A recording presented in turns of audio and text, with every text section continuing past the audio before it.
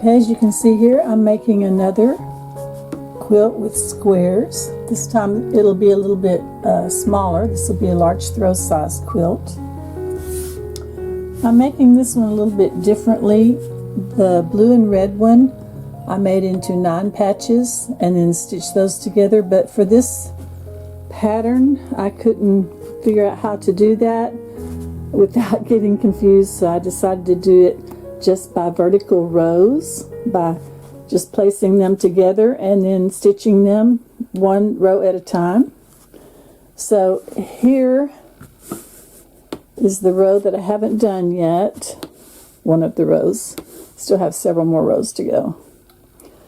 Okay, so as you can see, there is a sort of like a zigzag pattern going on here, and that's because I'm doing 2 color blocks at a time.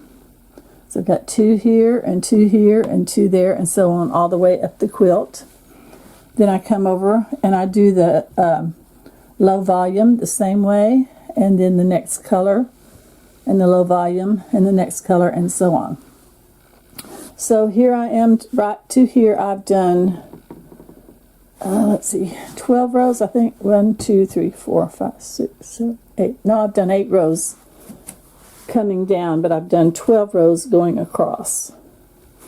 You can see I've kind of got it hanging off the side of my table, my cutting table here. So I'll just show you how I'm placing these together and stitching them up. So here we have 2 more rows. Now some of these I've already stitched into 2 squares in a block, and some of them I haven't, because sometimes I need 2 and sometimes I just need 1, like for an end, like right there. I'm sewing rows vertically and then I'll attach that unit horizontally. Hope that makes sense. Alright, now I'm going to have to cut some more of these low volume backgrounds pieces, so let me do that real quick. So I've got 2 with the fabric strips cut. So now I'm just going to cut them into the 4.5 inch squares. I'm laying this line to where it will cut off my selvage, and then this one is on the 0 mark, the horizontal 0. So I'll cut off the selvage, then I'll come over to 4.5 and to 9. And then since I really don't have room to lay my big one out here, I'm just going to move my fabric. And I'll just pick these up. Move these over. I'm using 4.5 inch squares for this one.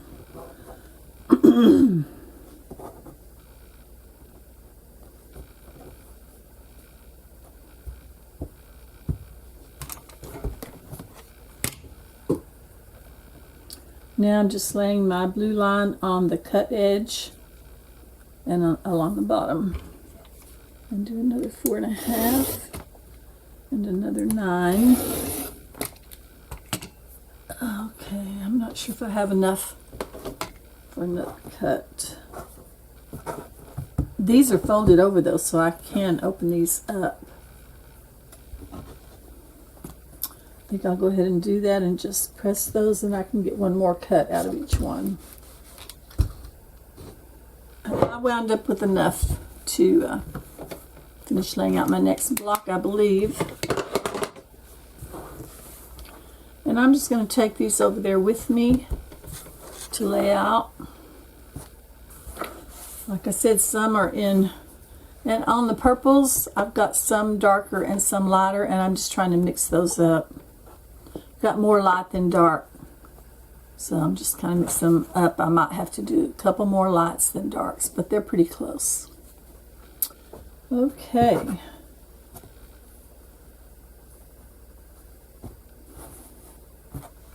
I'll just carry this board over to my cutting table over here. Okay, let's see if you can see the way I've got it set up. Now I have this row over to here done. So I'm going to need another light purple right there because it's going in a zigzag pattern, chevron, or whatever you want to call it. And now since I know I have a low volume, I'm going to put a low volume here.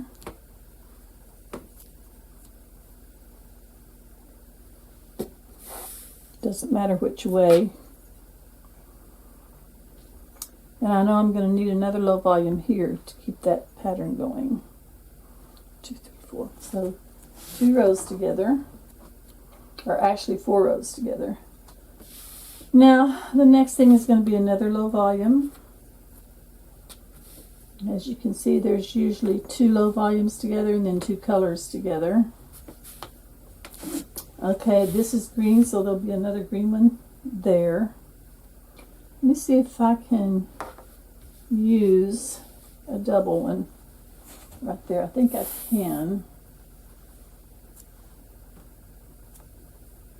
And then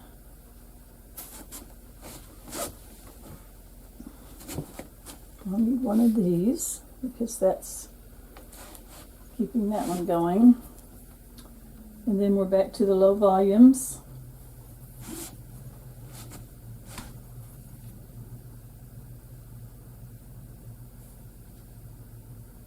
And I think that'll be a low volume as well.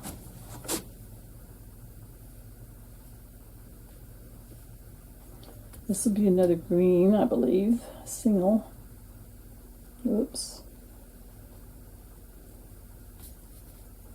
That'll be another low volume.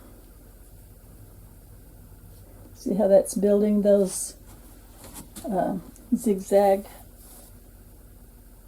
shapes. Now I need another low volume here to go with that one. And the next color in this is going to be this real bright floral. Hope you can see that okay. If you can't, here it is right here. Okay. So we'll have one of those here. And I think I have 2 stitched together there. Okay. That's about as far as I can go with this cutting table. So I'm going to go start stitching these rows together. And what I'm going to do is stitch them vertically, and then I'll connect them. Then when I get this whole thing done, I'll connect it to the other larger piece. I'll just set this over here for now. And we'll go back to the sewing table.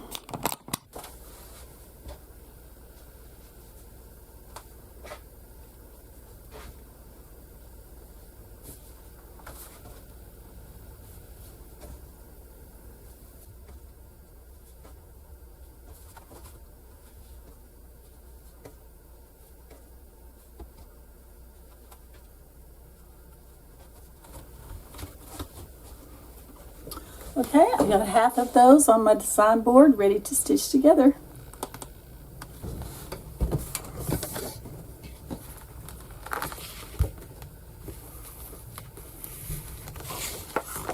And I'll start on the left side and just vertical rows, those all together.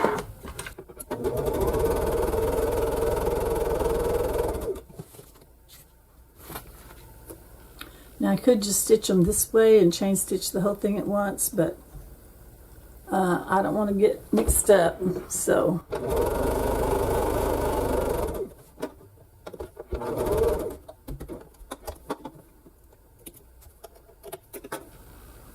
I like to lay them back out just to make sure I'm doing the right thing.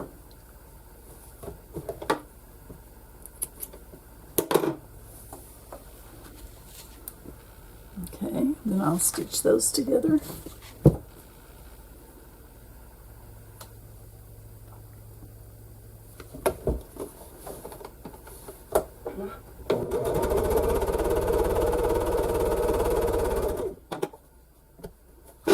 And before I take that out, I think I'll just go ahead and the next two together.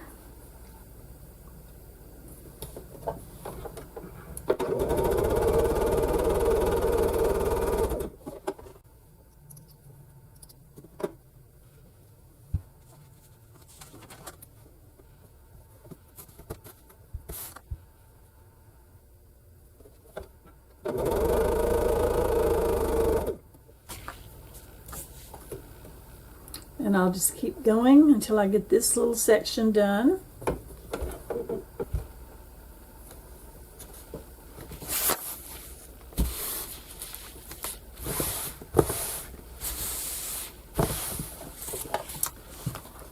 Okay, that one is done. This is, I make my own design boards, and this is an 18-inch design board. I make these from foam board that I get at the Dollar Tree for $1.25 each. They are 20 by 30.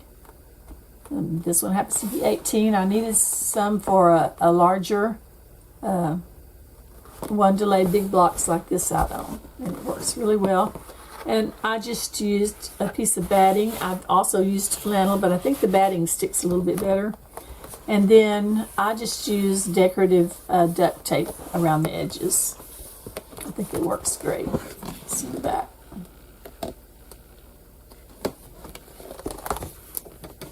Oh, I use a spray adhesive, like Elmer's glue spray adhesive, or some other brand. I've used different brands, but I think I like the Elmer's best.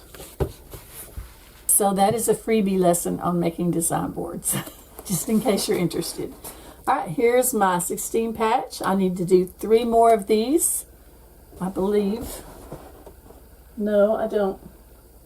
I've got 1 more laid out, and then 2 more rows. So I won't be making a 16 patch on the next one, I guess. On the next one, I'll make a 16 patch, and on the last one, I'll just have 2 rows to do. And I'll come back and show you when I get all of that part done. Okay, I'm ready to sew the 2 larger parts together now. And then I will just have half again this much to put together with this one.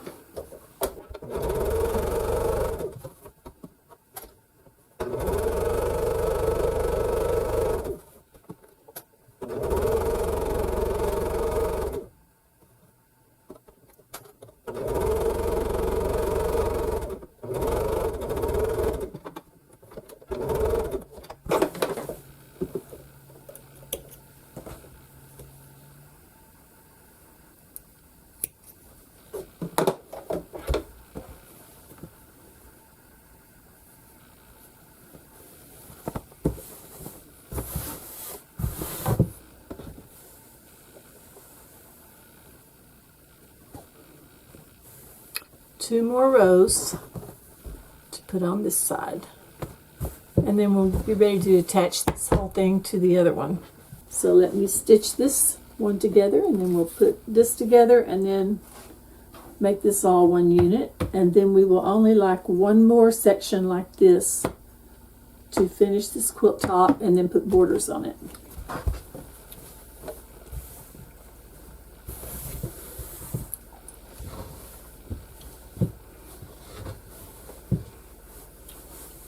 Now you can really see how those chevron looking shapes are coming into play.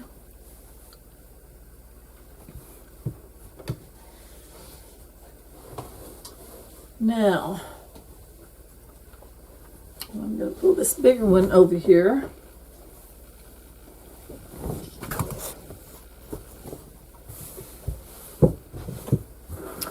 And clip it all together. First, make sure it's correct. Look at all my rows, make sure they're all lining up.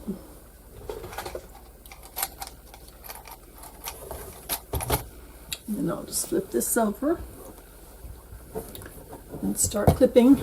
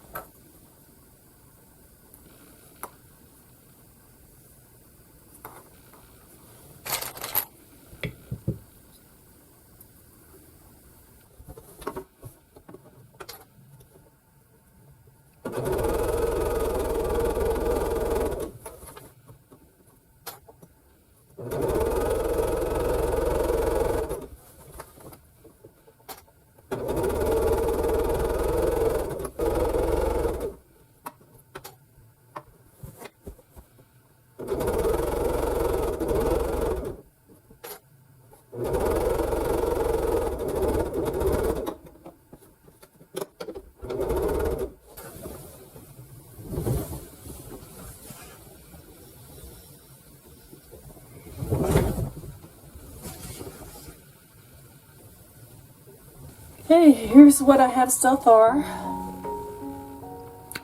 And I have one more section that's a 16 patch like this right here. And I have 3 of those to put on the make and put together and put on the bottom, and then this will be ready for borders.